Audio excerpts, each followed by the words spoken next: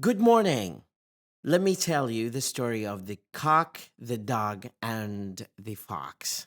A dog and a cock, who were the best of friends, wished very much to see something of the world.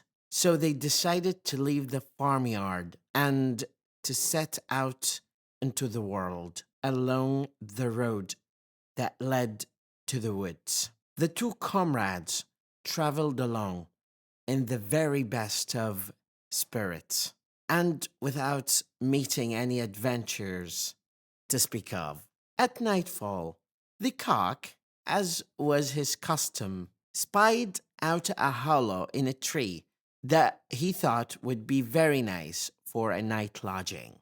And the cock would fly on one of the branches, and they both slept very comfortably. With the first glimmer of dawn, the cock awoke.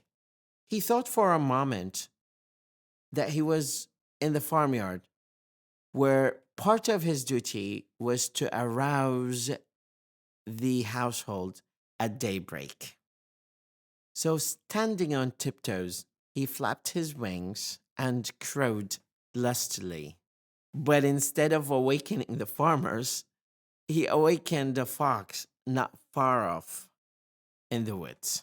The fox immediately had rosy visions of a delicious breakfast.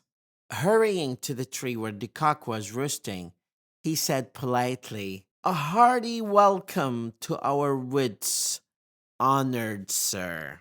I cannot tell you how glad I am to see you here.